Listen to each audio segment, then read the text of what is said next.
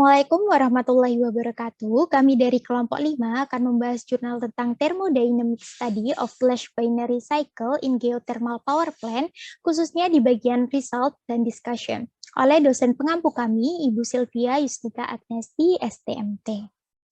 Nah, langsung saja perkenalan kepada anggota dari kelompok 5, yaitu terdiri dari Bayu Sagara Adinata, Prima Ariyandianata, Nafira Maharani, Paradongan Siahaan, dan yang terakhir Zulkarnain Katmas, dari Teknik Produksi Migas tingkat 2, PMAK Migas Cepu. Langsung saja kita mulai dari overview. Jadi kita diberikan data dari lapangan panas bumi Lahedong yang menggunakan siklus biner dalam pengolahan panas buminya, di mana diberikan nilai sebagai berikut.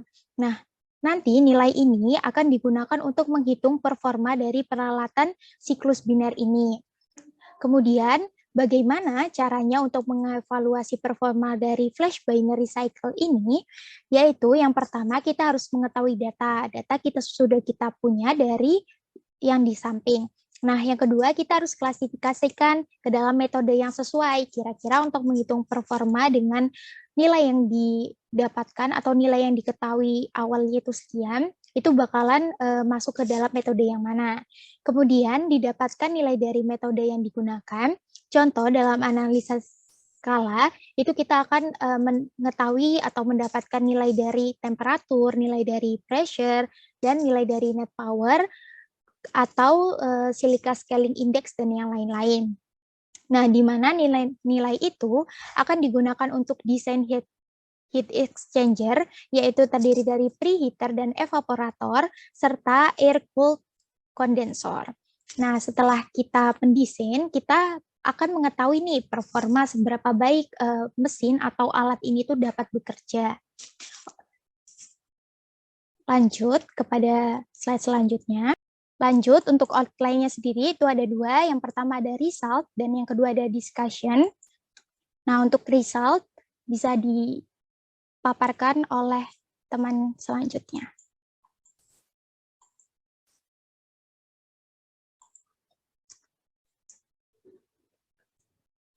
Di sini saya akan menjelaskan untuk bagian result-nya. Jadi untuk bisa dilihat pada gambar di samping, kita dapat mengklasifikasikan bahwa persamaan keadaan yang akan digunakan persamaannya itu Peng-Robinson atau PR atau Redlich-Kwong-Solf atau RKS. Kenapa kita pakai yang gambar di samping? Karena ada pertama yaitu termasuk fluida kerja organik, dan yang kedua temperaturnya itu lebih dari 250 K. Jadi untuk selain mengetahui persamaan keadaan, untuk pembentukan skala juga harus diketahui. Jadi terdapat 3 metode yang akan digunakan untuk menganalisis skala, yaitu pertama Foiner, yang kedua itu DPIPO, yang ketiga itu Silica Scaling Index atau SSI. Jadi metode tersebut itu digunakan untuk mengetahui suhu kristalisasi sifat silika suhu. Suhu harus dijaga jika temperatur air garam kurang dari temperatur rekristalisasi, maka akan terbentuk kerak pada tabung atau pipa yang akan menghalangi aliran fluida. Bisa dilihat pada tabel 1 untuk temperaturnya. Jadi untuk dari tabel tersebut kita dapat menyimpulkan bahwa metode Silica Scaling Index atau SSI itu memiliki suhu yang tertinggi. Jadi maka metode ini merupakan yang paling aman untuk dijadikan acuan nilai suhu yang dibandingkan metode lainnya. Mungkin bisa dilanjutkan oleh teman saya untuk slide selanjutnya. Baik, saya akan menjelaskan yang ini, yang mana gambar di samping ini merupakan gambar model dari flash binary, di mana skema atas itu merupakan siklus flash dan yang bawah merupakan siklus dari binar. Apabila digabungkan akan menjadi siklus flash binar. Terdapat 3 parameter yang akan dianalisis. Yang pertama tekanan flash, yang kedua tekanan evaporator, yang ketiga suhu, sebagaimana yang ditunjukkan oleh gambar nomor 2. Lanjut.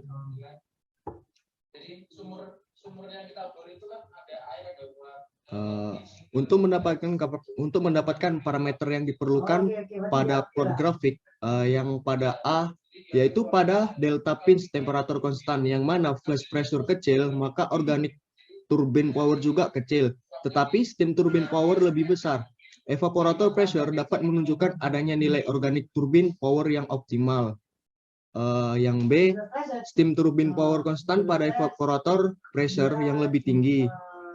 Maka organic turbine power memiliki nilai maksimum pada evaporator pressure juga yang lebih tinggi. Mungkin bisa dilanjutkan oleh teman saya.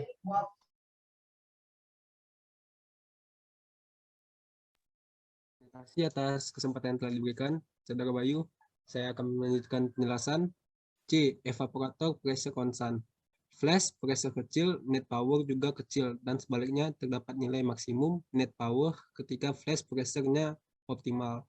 Seperti gambar yang contohnya seperti gambar yang di atas. Kita dapat menganalisis efek dari variasi fluida kerja, khususnya pada nilai net power. Dari plot grafik dapat kita ketahui nilai dari burn out temperature, net power, dan silica scaling index SSI. Misalnya ketika evaporator pressure 2200 kPa dan flash pressure 790 kPa dapat menghasilkan net power 1,4 MW, SSI 0,97 dan suhu brine 150 derajat Celcius. Next.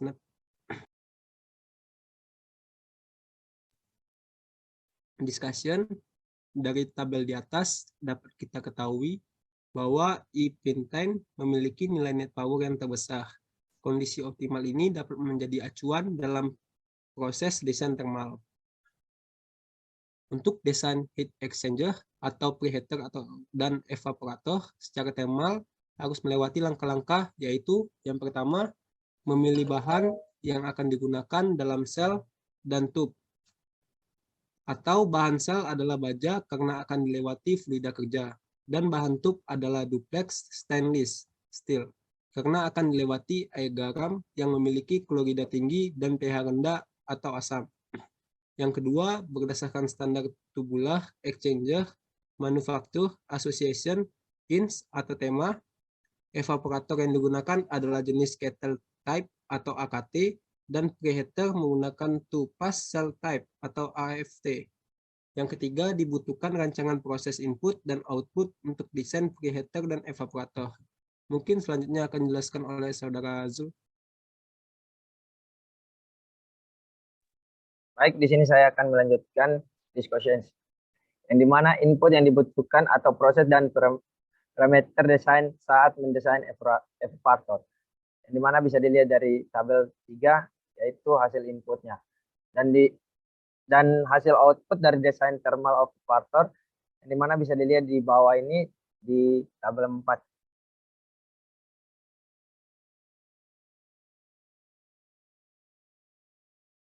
Dengan menggunakan metode yang sama, input yang dibutuhkan dalam mendesain preheater, yang dimana bisa dilihat di bawah juga ada tabel 5, itu hasil input. Dan hasil output dari desain preheater thermal, yang dimana bisa dilihat juga di bawah ada tabel 6, hasil output.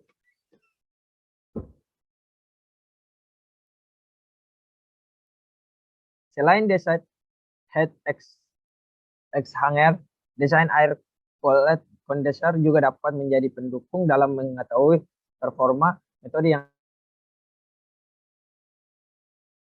sebagai berikut ada 5. Yang pertama ada fan diameter 4,5 meter. Kedua ada total fan power 216,96 kW. Yang ketiga ada total fan 6. Yang keempat ada tube diameter 25,4 mm. Yang kelima ada tube lag 13,72 meter.